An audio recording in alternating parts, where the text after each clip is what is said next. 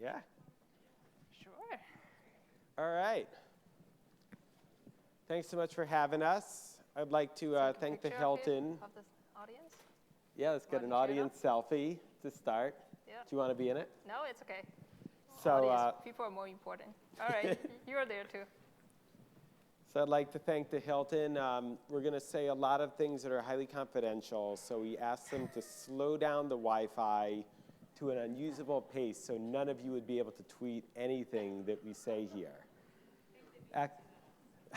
So we're going to we'll leave at least 10 minutes at the end for questions. Also, if any of you want to tweet questions, tag me in it, @Gregory, or tag any of our panelists. I'll try to read the tweets out too and answer some questions from there. How's it going? Hey, Frank, Heineken. how are you? Yes.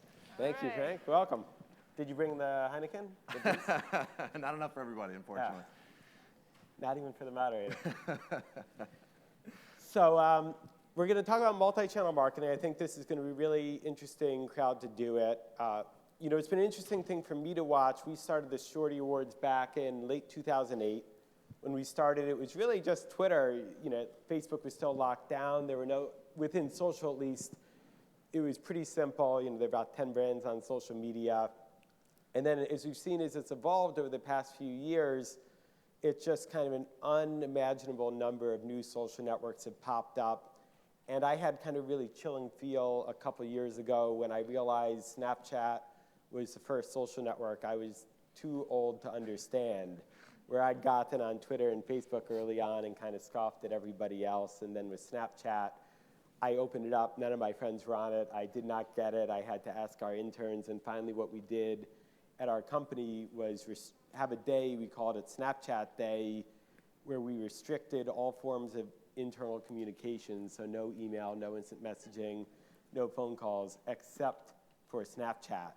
And so that, you know, really forced us. It caused all of the young people to teach all the old people over the age of 23 at our company how to use it. And now we're all into Snapchat and using it. So it's this kind of continual pressure to get on there. And I'm hoping someone out there now will Periscope or Meerkat this conversation. Hopefully we'll get both, Wi-Fi permitting. And so with that, I thought it'd be great to give each one of our panelists a couple minutes to introduce themselves. And I think it'd be particularly interesting for you guys to tell us about what your, you know, both your company, but also what your role is at the company, because a big part of what we're going to talk about with this multi-channel challenge is that, you know, we're all in our own position, but of course to be multi-channel, you usually need to work with other departments and, you know, collaborate with other people, which is, you know, generally the worst thing in the world in any company, especially if they don't understand social as well as you, and we'll delve more into that. And with that, why don't we start with Frank? Sure. Hey, everybody, can you hear me? Just got mic'd up 1 second ago. Okay. So I'm Frank Amorese. I work at Heineken USA across multiple brands, Heineken, Dos Equis, Tecate, just to name a few. But basically, I've worked in media for about 12 years. So I'm the media director there.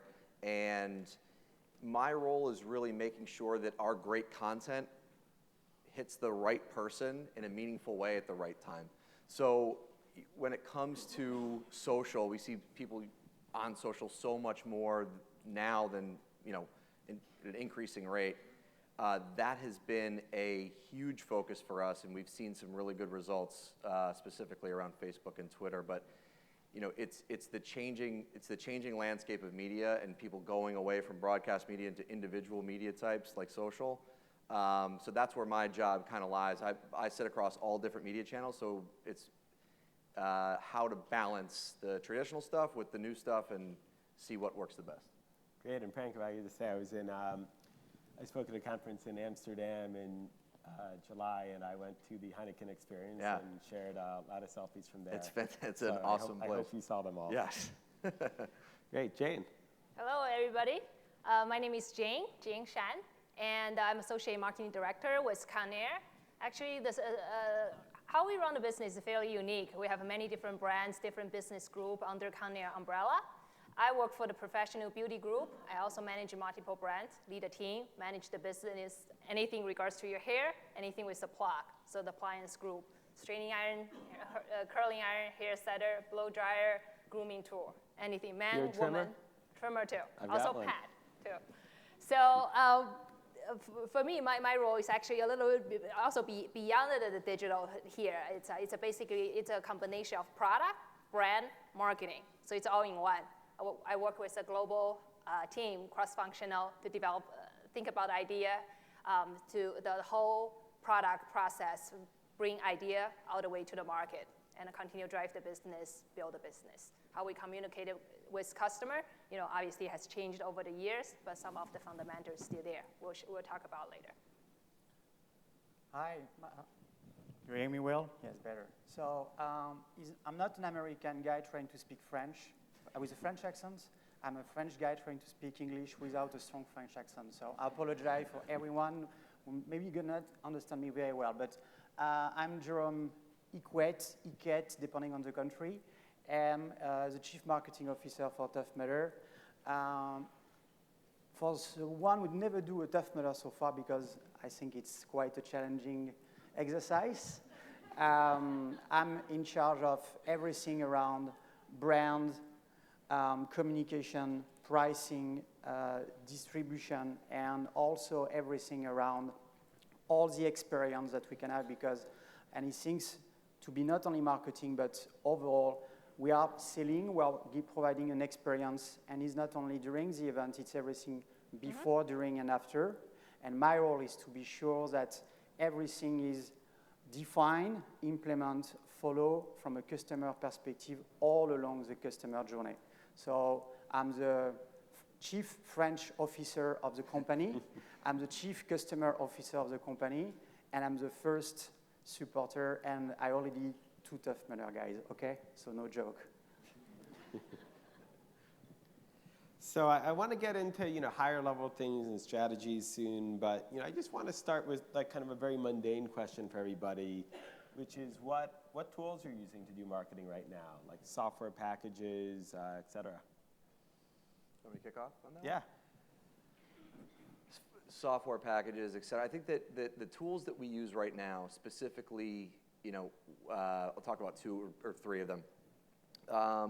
Just from a social perspective, we use a company called Percolate to help us streamline the approval process of all of the content that we put out, which has been very, very helpful for us to try to mitigate the back and forth between our brand teams, our legal teams, the creative team, the media team, which is what I'm on. So it's a platform that helps us just streamline that and save a ton of time. Another tool that we use, a tool/sort of agency in the social space, is a company called Social Code.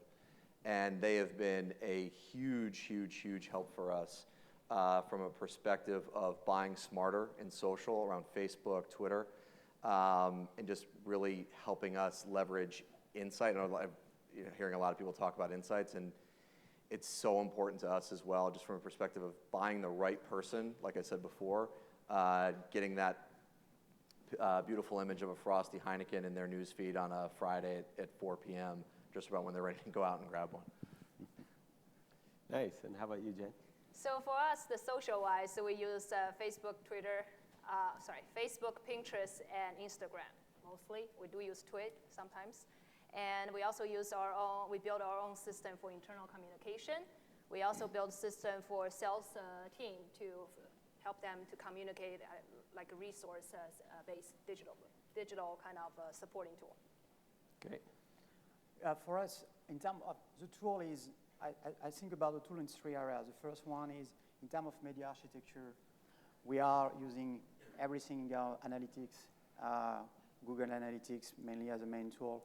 In terms of social media, we are leveraging and we are using also an external tool. I don't necessarily have the name in order to help us to post, because our community is really something very important, and all the social media platforms are for us a main tool of engagement.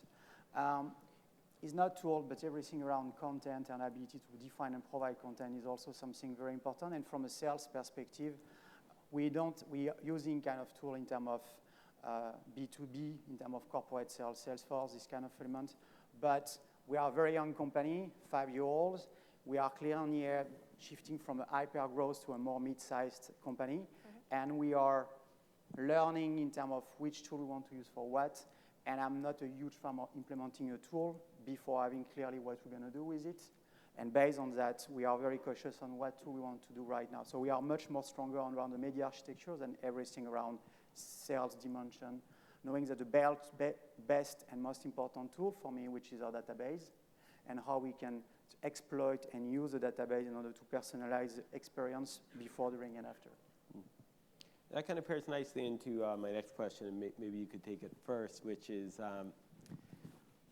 there are all these new platforms that are coming out and kind of new challenges where the more traditional tools, CRM, et cetera, might not work as well.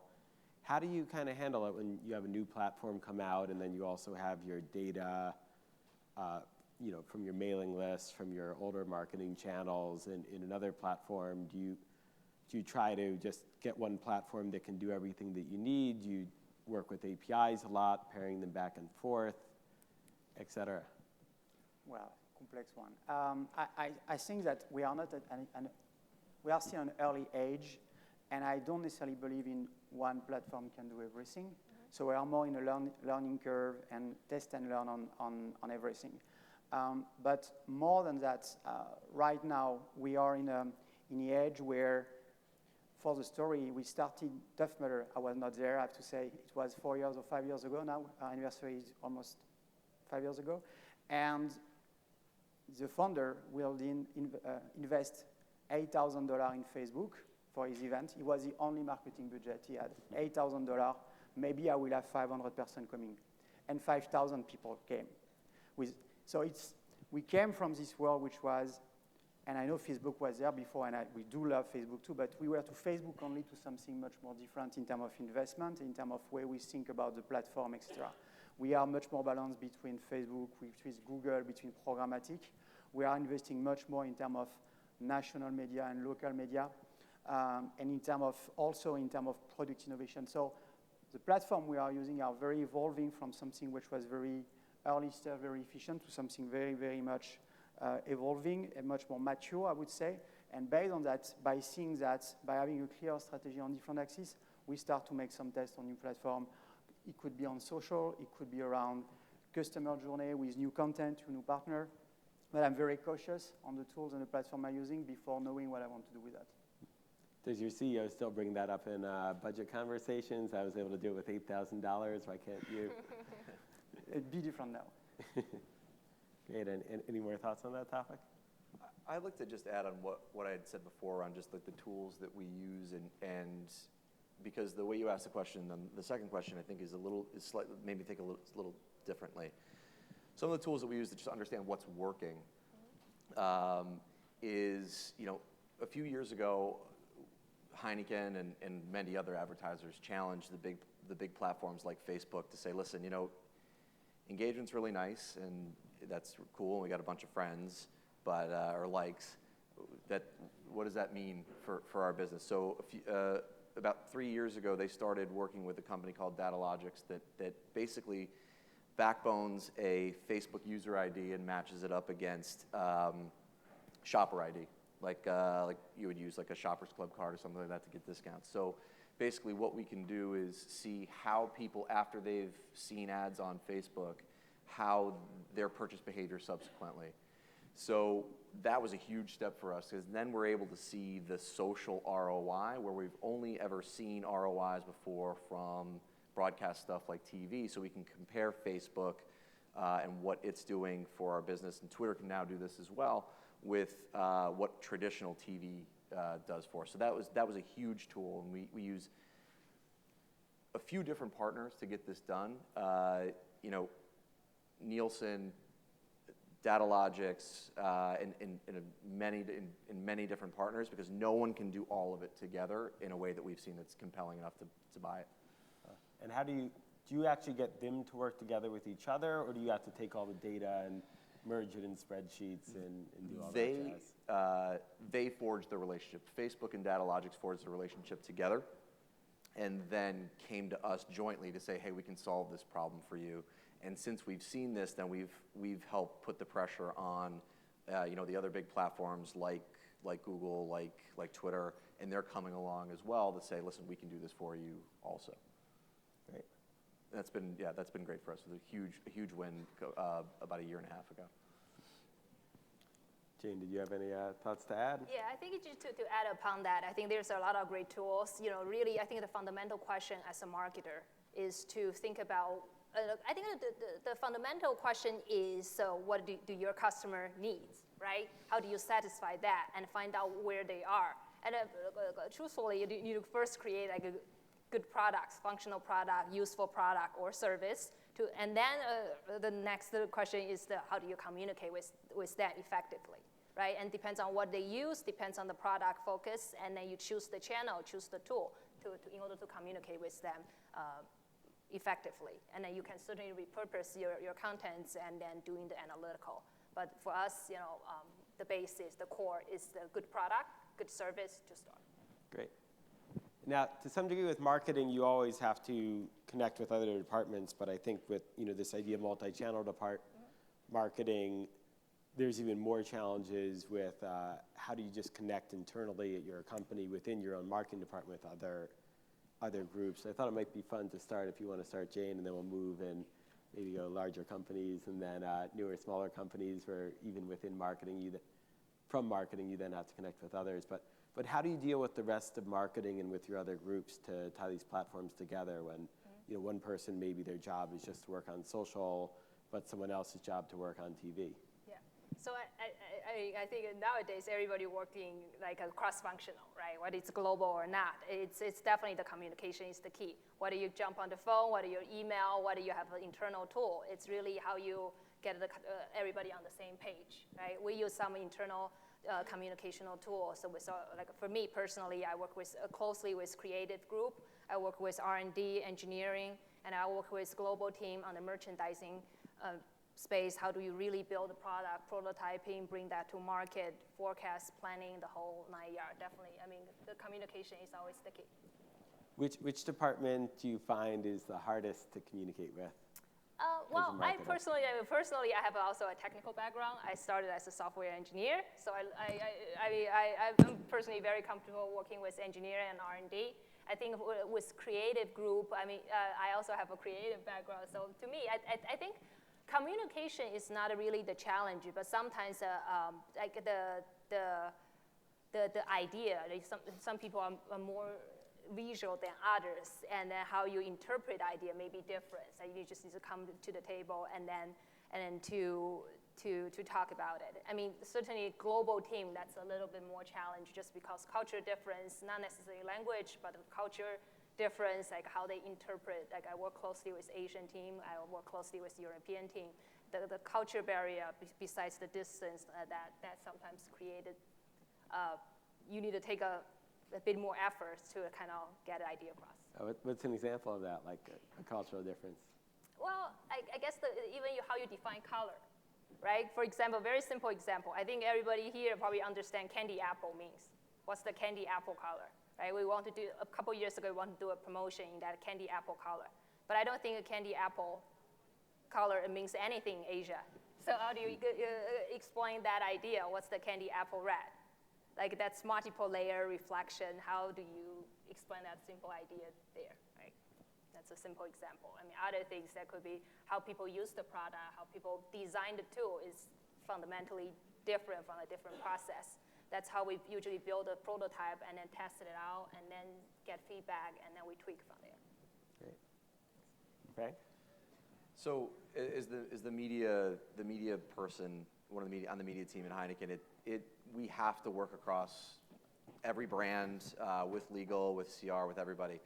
And the biggest challenge is working with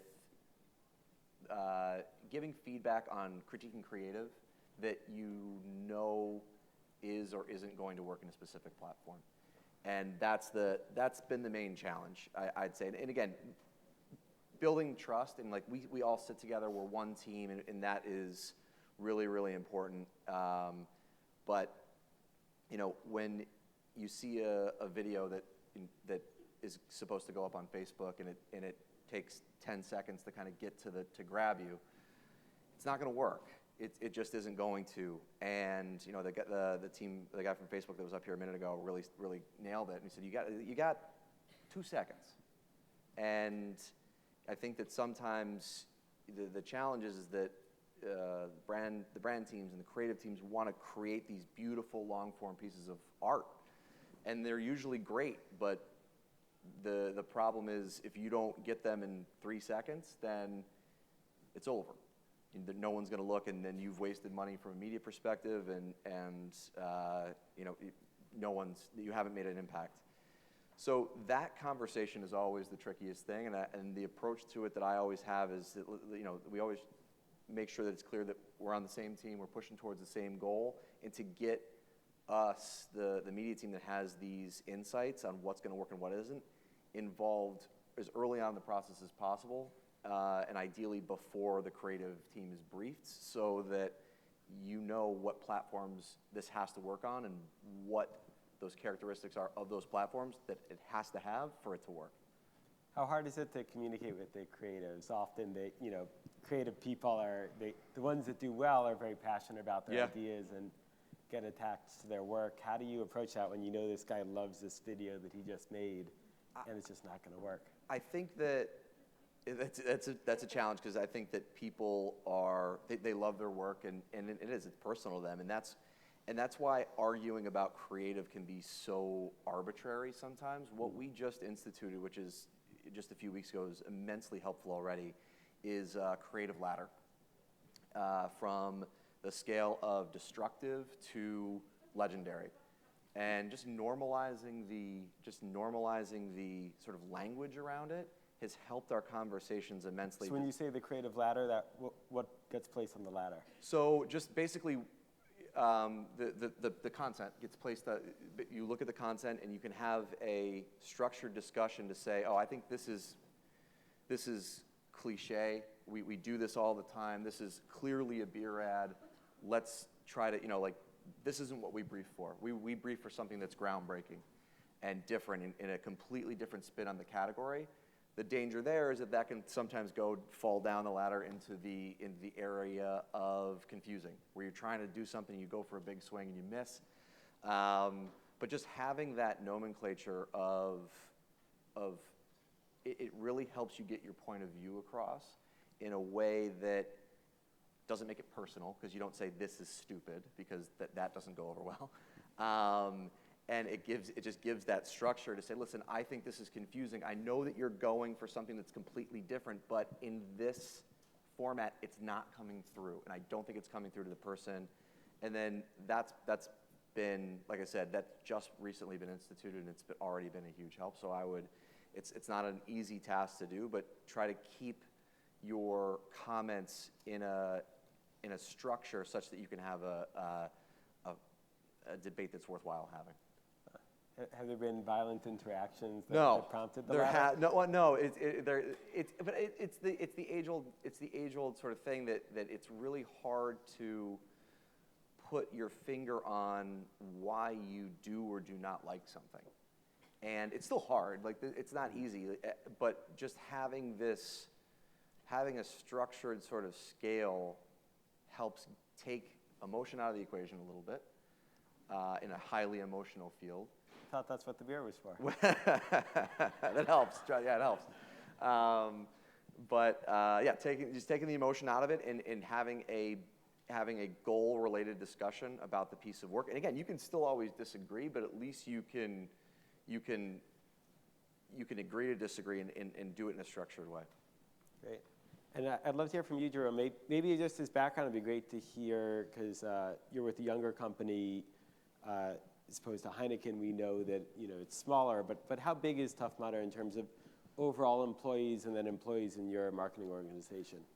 So the overall company around the world, between Melbourne in Australia, London, and Brooklyn here, we are around 150 persons, and in a marketing team right now, around between Brooklyn and London, we are a bit above 30%. But the point here is, the beauty to be a young company is that we don't, and I come from big corporations, so I can say that very easily, we are much more agile. We don't have still this process defined. So we don't have history of, I'm doing this before, I'm doing that before.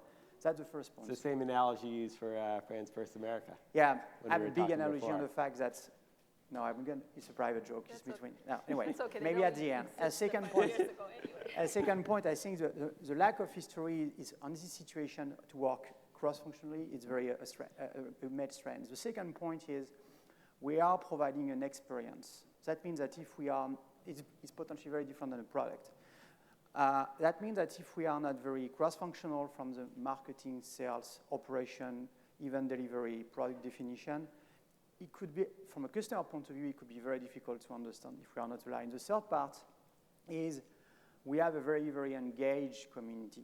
And my role is to take care of this community. I always say that the role from a CMO is 30% marketing, now 30% IT, 30% analytics, and 10% politician.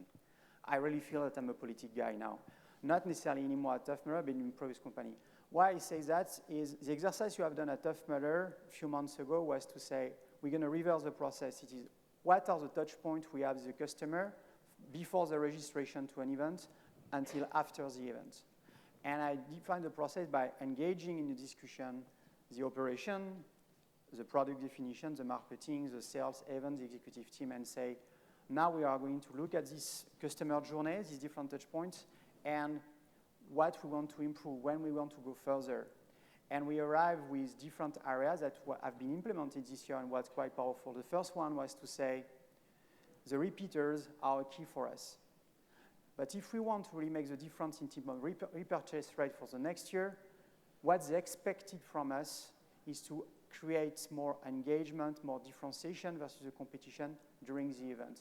So we're going to focus more on what we can provide in terms of new obstacles, how we can provide for them a free experience for certain obstacles. First area. The second area was to say, overall, the customer expects that we build innovation on the course. So that means for the product team and the operation team who deliver the events, they will have the lead on that part. Even if I define the journey, they will have to engage on that part. The third part was to say, in this customer journey, we were not as strong as we wanted to be on one specific part, which is the training part. And if you look at the experience when we prepare for a Tough Mudder or for a run or for anything like that, the training part is at the same time very important for someone to do that. And it's very important for the company to maintain the engagement. And it's potentially a plus by showing to people that it's not as hard because they can train for that. So we built from a content perspective a dedicated training program that we have just launched last week. And that was an exercise between the marketing team, between experts outside, between the operation team. And the last part in this journey was to say, we have some interesting profile that we should maybe be able to provide different experience.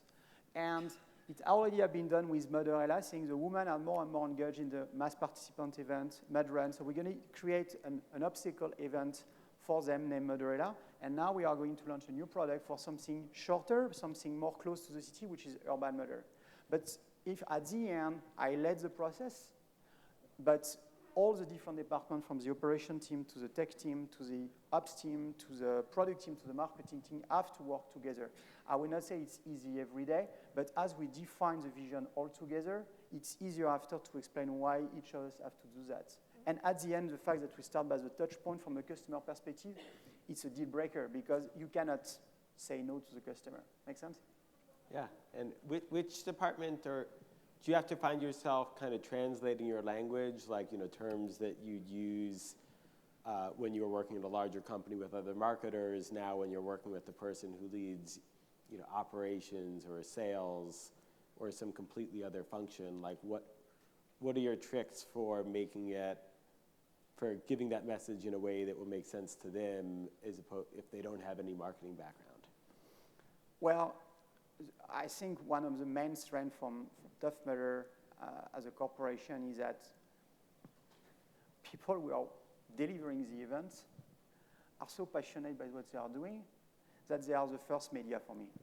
Every people who are on site is a media because they're going to try to do everything in order to deliver the best experience. So we don't need to, marketing is just a way to deliver something. But this customer vision was very helpful. The second part is in each department in the company right now, we are shifting from a very startup mode to something much more structured. So you have, for the operation team, the team delivering event coming from the Olympics, from big event like US Open. So they have already this kind of customer approach in what they are doing. I'm coming from a certain background where marketing and sales. So there is not a need to justify what you have to the customer first. And the second part in terms of tool to measure what we are doing after each event, we are using we have a survey that we are sending with, we have a lot of information about the performance and everything. We have the NPS, the Net Promoter Score that we are using to evaluate that. So it's the event is on Saturday. On Saturday nights, the guy delivering the event knows if they have done a good job. So we are already working on what will be next. And the document is shared with everything from the founder to the executive team to the person who delivers the event. So everybody knows where we did well or not well. So it's kind of where data are helping to optimize an experience. And it's where we are today, learning after event after event. Thank you. So Frank, and I'll go around and ask everybody, what's been the biggest change in your strategy just in the past year? So like, what are you doing most differently today from what you were doing a year ago? I'd say there's two things. I'd say there's a few, but if we're going to go down to one is measuring everything. And because I think that we have a pretty good idea of how our target consumes media and how to reach them. But I think that measuring everything from a perspective of what I mentioned before is how does it come down to two factors, really, driving brand love and driving sales and return on investment. And with, let's say the D word, data, again, being where it is now, we can get a lot sharper on understanding precisely what platform is doing what for both of those two metrics, brand love and sales. So it's really going and making sure that we maximize those. And then if you let me cheat and give you another one, I think it's really focused. We've seen in the learning that we've got out of that is the key metric that we have right now is going back to basics, and it's simply reaching these people, like I said, at the right place with the right message at the right time, and that's what we optimize to, and reach on a shorter basis than that really lines up with the beer purchasing cycle. Great. Jane? Biggest difference today from 1 year ago? Sure, yeah. I think, I don't know whether you will call that change. I think business always change, right? The environment always change.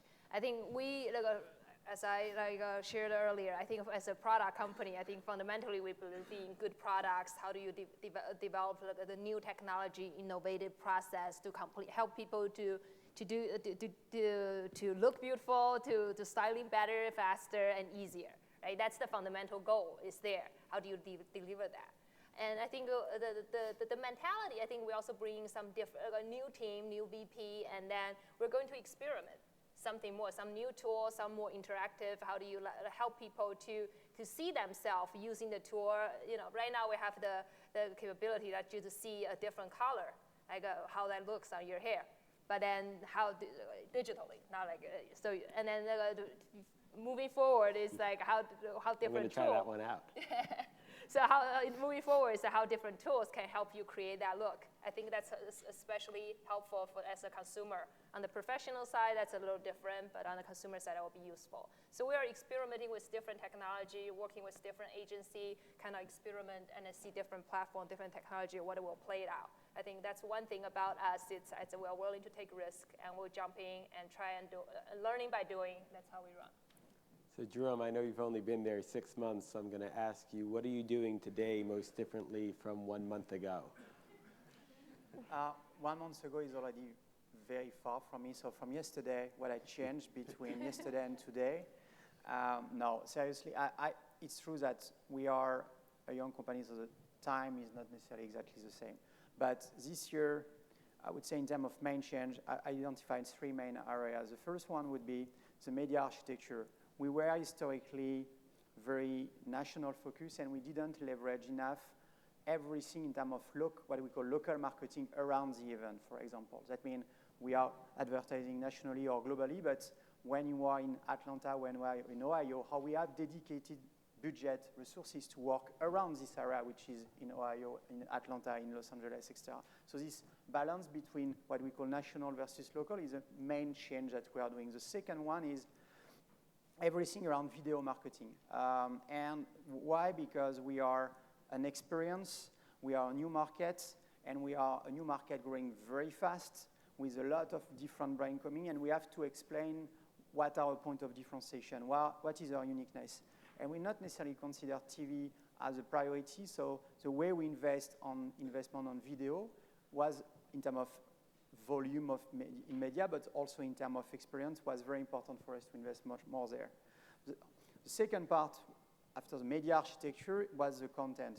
Coming on the fact we want to invest much more around video and around content, we are spending a lot of time right now, and this was, I think, the discussion around the panel earlier, about what is our editorial line. What are the territories that we want to own? And it's very important for us because we are a very engaged community, and I think we can really become a strong, not necessarily a media company, but a brand company in terms of value. So we clearly define these territories to say we want to be there, we want to own this territory, inspirational story, define around sport, obstacle, innovation, or this kind about teamwork. And we focus our creation of content more on this area we want to focus on.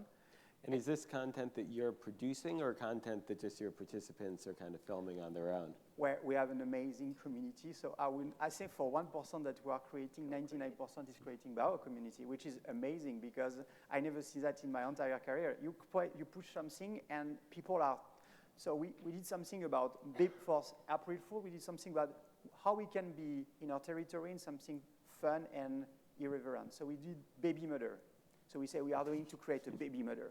And we bring some kids, some baby in the office. We're building some fake obstacle during 2 hours, and the parent was there, and the founder was there saying, we are doing a baby murder. And we create this video with, at the end, we see a baby with it was fake, of course, with a tattoo, trying to have a tattoo baby murder. And we post that on the different platform, and it was so powerful looking how people are reacting to that, how they try to say, yes, my baby. And it was so viral in one day that it's important to be clear on the editorial line. It's important to know what is the tone we want to have, and then to be able to create, either from an opportunistic standpoint or from a proactive standpoint, what we want to define, to be sure that our community could understand it, engage with it, like it, feel that it's part of my territory, and potentially use it as something, yes, I like what they are providing. So that's media architecture, content, and the last piece, which is around the customer journey, we reinforce much strongly the ECRM approach, increasing the different type of email we want to do differently on the stage. So it's really the 3 areas that we have changed in the last few months since I'm here, and it's a learning curve, guys, so I will not claim that we are at the top right now. We are learning, but it's clearly the changing we are seeing so far. Okay, I want to get to questions from the audience in a moment. I'm going to ask one kind of lightning round question, and then if you guys could start thinking of your questions and be ready to raise your hand or tweet them at me. But we started with kind of the very granular, then we talked about kind of what are your strategies. I want to get back to just asking you, which new social media platform are you most excited about right now? Does anyone want to? Yeah, why don't you kick off? So new social platforms for us are always challenging because we have to be legal drinking age compliant on the platform. So so you can't sponsor Baby Mutter? But no, we will not. We used to sponsor Tough Mudder. So that's always been a challenge. Like Snapchat for us is not really totally possible in an elegant, like smooth way. I think we could do some cool things with Periscope. We haven't figured out how to use it yet. Meerkat, whatever, just broadcasting. We do a lot of cool events and we do a lot of cool things, and it would be cool to just be able to share that live and in person with people. From an advertising perspective and what we can use, I still think that Instagram is still going to continue to grow. I think they announced that they were bigger than Twitter a few weeks ago, and now they are able to accept alcohol advertising. And it's just such a beautiful, simple, crisp, inspirational platform. And I think that there's a lot of great stuff we can do there. Okay. Jane? I think we kind of share similarly because for us as a beauty industry, right, it's pretty visual, right? So it's like, so Instagram and possibly, not possibly, for sure, like some long format, like video format will teach people how to styling, teach people showing you the results, and that's, I think we will still continue to use those tools and probably in different ways. So we're still learning, kind of growing in that space. So that's, we'll be focused on for at least the next year or two. And then we'll see what's new things coming, and then we'll probably see what we can leverage on that. Great, so I can filter my hair to a different color with your Instagram filter? Actually, what's very popular was we actually found a guy who can do like the tattoo, like a poetry on your head with a trimmer. So we actually had built him to represent our tool. Like that's a talent, right? They're doing the portrait on your head. And then he's a barber, so we participate. And then that's kind of created relevant like contents. And then to build up that, you definitely, I think he's very successful on the Instagram right now. And he has 125,000 followers and keep growing. And as a barber, he opened his second shop. That's pretty good. Jerome? Well, as weird as it could appear, everything for me which is new, I'm very cautious. Because as long as I cannot clearly define where in the customer funnel I'm going to be able to use it, and knowing that for us, our main objective right now is really about awareness, consideration, maybe to reach and to have new customer and engagement, I want to be clear for any new platform where I'm going to use it and what type of content I'm going to produce there, with which territory, and really to be sure that is this platform relevant for a certain type of content in my territories. So I'm clear on the main one. On the new one, it's more opportunistic steps that we may be going to do, but it's not because it's new that I'm going to invest a lot of money, because we are so new that I was very cautious about this kind of thing. Great, questions from the audience? Short, concise questions we have for our last couple minutes? All right.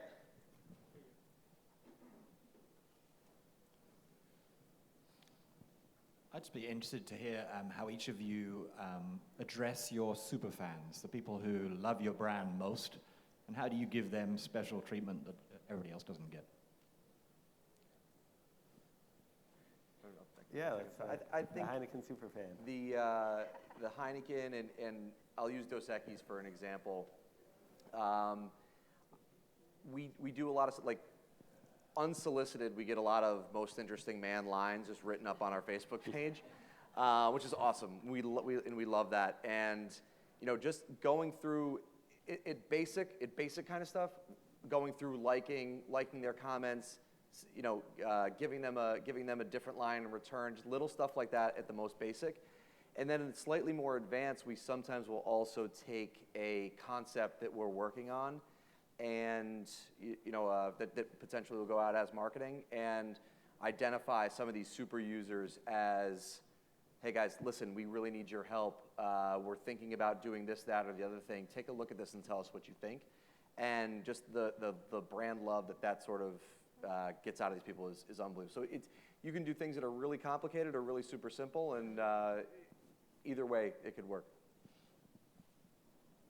I think for us, like a twofold, right? We want to build as bigger as possible the fan base, right? So we do hire a couple of the super fan, like we have guys using our tools or ladies using our tool are really enthusiastic about that. We end up hiring them to join our stylist team, to be our educational team, and then to around the country, around the world.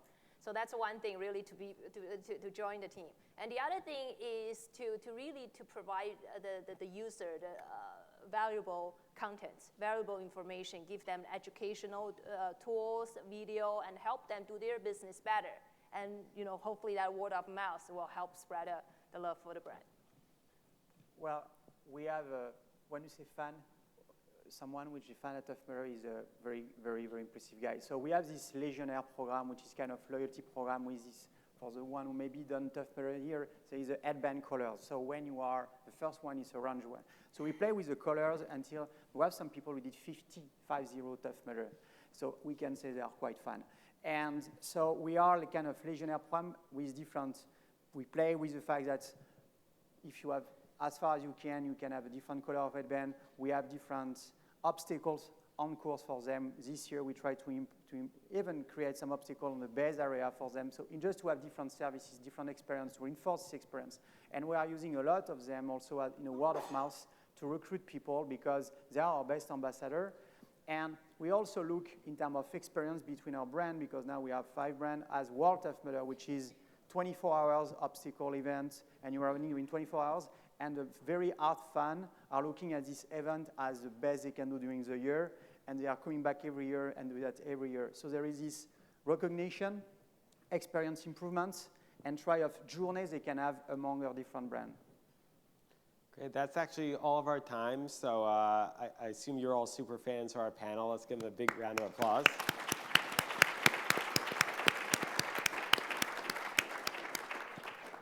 And we'll see you at cocktails. Thank you.